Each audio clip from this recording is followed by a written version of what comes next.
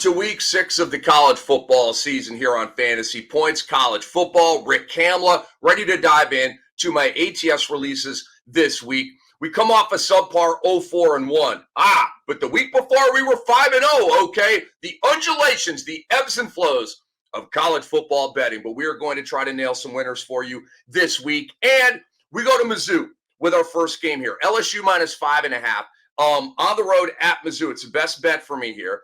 This line started at LSU minus 8. Significant money on the Missouri side drove it down to 5.5. I like the fact that 72% of the action is coming in here on Missouri because going against the public is a proven positive in winning formula for me and many other experienced bettors. This game fits one of my favorite betting profiles in terms of an excellent team coming off of a loss. Remember last week when Clemson was coming off their second loss, they went to Syracuse, covered the spread rather easily to restore order for their proud program, right? Well, I think the same exact scenario plays itself out here. History repeats itself as LSU restores order going into Missouri to get a sort of rescue the season type of win. LSU has played the second toughest schedule so far, in my opinion, behind only Florida State, who beat them, of course, in the opener. LSU is supremely battle-tested, and we've got a tough road game here, right? Missouri's good this year. We'll see if they beat LSU. We really got something going on. But they've had a good run so far. Okay, now you got a big boy. What are you going to do? But I think the battle-tested nature of LSU is going to really benefit them here on the road at Mizzou. Missouri has a decent resume. Okay, they've got wins over Kansas State, Memphis, and Vanderbilt. Right, nothing crazy, but okay. I see you, Missouri.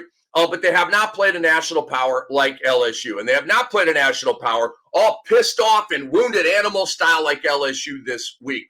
This step up in class, I think, will be felt in this one. I've got LSU winning 34-24 and risk 2 units on this one, okay? I got another best bet for you. Maryland at Ohio State.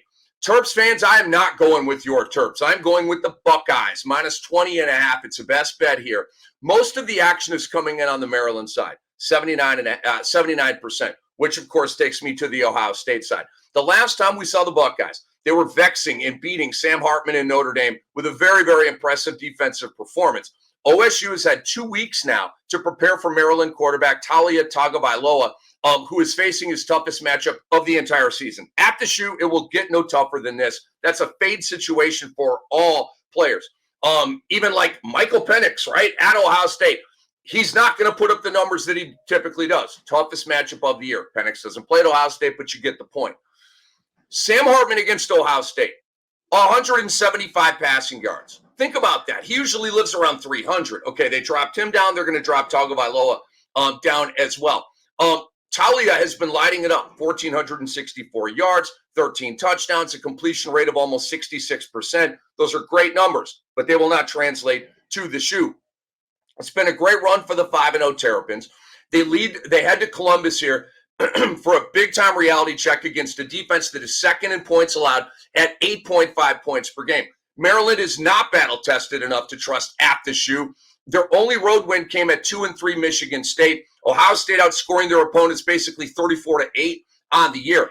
I have my doubts about Kyle McCord, but he won me over and won my trust over in the last game with a poised and clutch second half at Notre Dame, okay? So I needed to see that because we know he's talented. He's running a high-octane offense. He's got the keys to this beautiful Ferrari college football style.